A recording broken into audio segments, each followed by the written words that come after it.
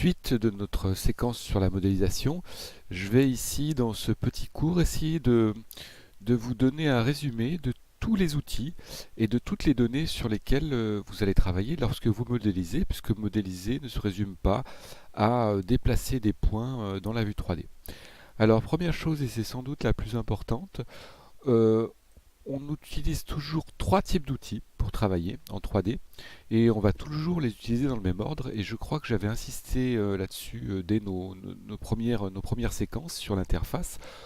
On a toujours des outils de visualisation, c'est-à-dire qu'on va utiliser des outils qui permettent de voir le jet sous une certaine forme ou à un certain endroit. Donc on va trouver ça ici dans View, dans la vue 3D. Donc des outils de visualisation. On a d'autres outils de visualisation ici qui sont les modes d'affichage de la vue, qui seront très importants, par exemple ici le mode wireframe, qui nous permettra de voir à travers la géométrie. Donc des outils de visualisation. En deuxième lieu, on trouve toujours dans la vue 3D des outils de sélection.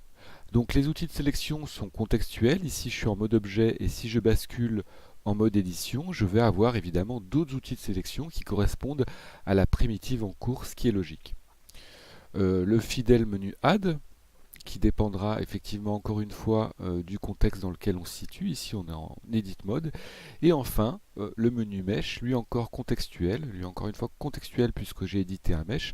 Donc je vais avoir ici toutes les opérations d'action dans la vue 3D qui me permettent de modifier un maillage. Donc encore une fois, j'insiste, toujours des outils de visualisation, sélection et action. On va toujours travailler dans ce sens.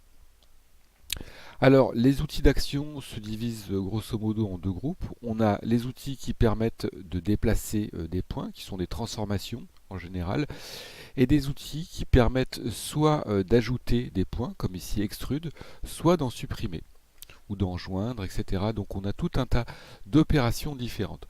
Donc ça, c'est pour la vue 3D. Je reviendrai plus longuement sur ce qu'on peut faire dans la vue 3D, sur ce sur quoi on peut agir.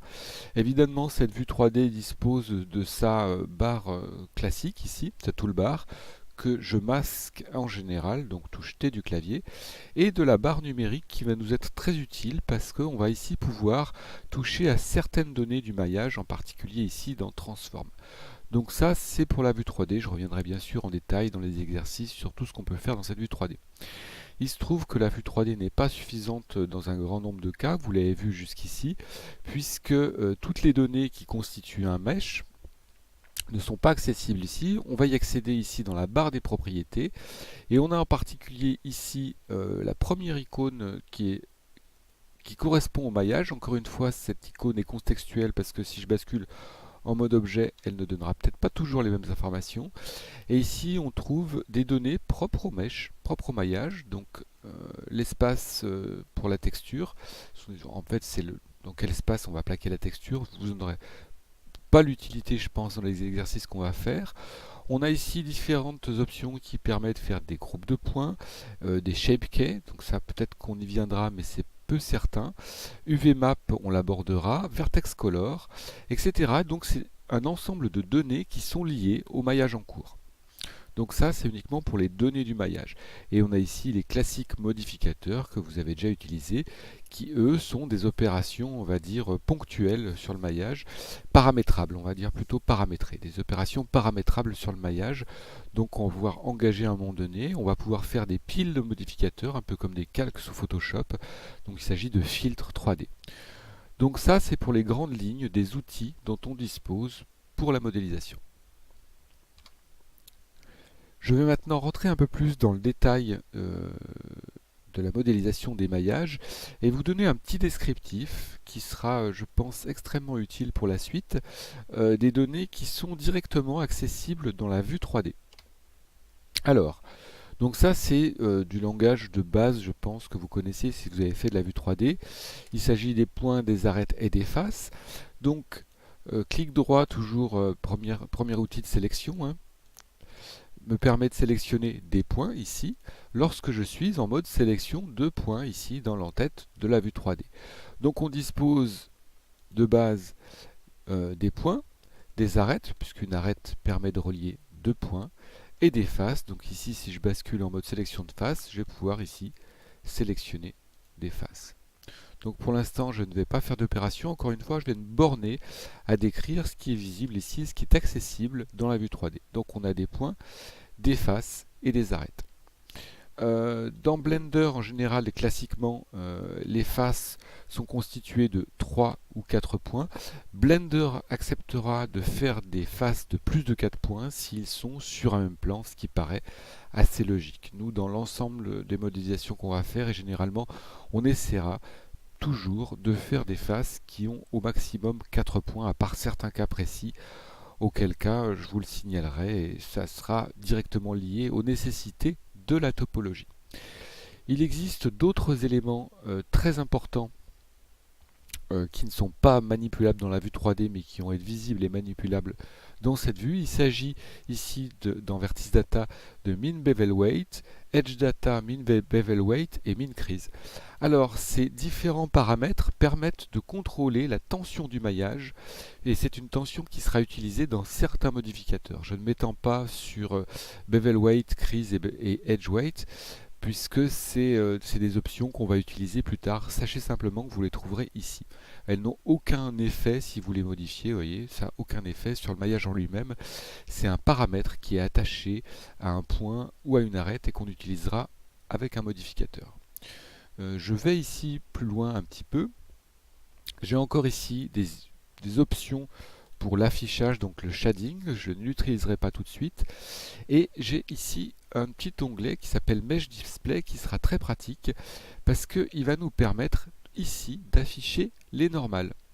Alors les normales, soit des points, des arêtes ou des faces. Alors je vais m'en tenir ici à l'affichage des normales, des points et des faces, puisque ces normales ont un impact énorme, non seulement sur le rendu, puisque la normale va déterminer dans quel sens est située la face, c'est ce qui va permettre de savoir à une lampe si la face est face à la lampe ou dos à la lampe, et ces normales vont être extrêmement importantes dans certaines modifications, comme le bevel et la subdivision de surface. Donc on aura régulièrement à travailler sur ces normales. On ne peut pas agir directement sur les normales, hormis l'orientation. C'est la topologie qui va décider de l'orientation des normales, mais il se peut des fois qu'une normale soit mal orientée, et là vous verrez que vous aurez rapidement des problèmes sur votre maillage. Vous n'êtes pas obligé de les afficher en cours de modélisation. En général, je me sers des normales uniquement quand je veux être sûr de la propreté d'une topologie. Et bien sûr quand je veux utiliser d'autres outils, d'autres modificateurs qui eux utilisent les normales. Alors d'autres petites informations utiles, si vous faites une modélisation précise, je vais désactiver l'affichage des normales. On a ici différentes informations sur les edges et les faces, donc arêtes et faces, qui sont la longueur, l'angle et l'air occupé par la face. Ça peut être très pratique ici si vous faites une modélisation précise et un petit peu technique. Et dernière précision pour cette séquence dédiée à la modélisation, à la présentation des informations de modélisation, vous remarquez ici que Blender m'affiche une longueur sur l'arête. Donc ici j'ai 2, je vais passer en mode de visualisation wireframe pour qu'on le voit peut-être plus facilement, angle. Voilà. J'ai tout sélectionné par la touche A. Ici, ce que Blender m'affiche, c'est l'unité Blender. Donc vous n'avez pas d'unité en fait. C'est simplement un chiffre qui vous donne une idée sur la longueur en unité Blender. Et cette unité sera mesurée en carreaux. Si vous souhaitez travailler en mètres, ce qui n'a pas vraiment de sens dans un environnement ici 3D totalement virtuel et déconnecté de la réalité, mais qui peut être utile pour des exports, pour l'impression ou pour des choses comme ça, vous pourrez ici dans les paramètres de la scène, choisir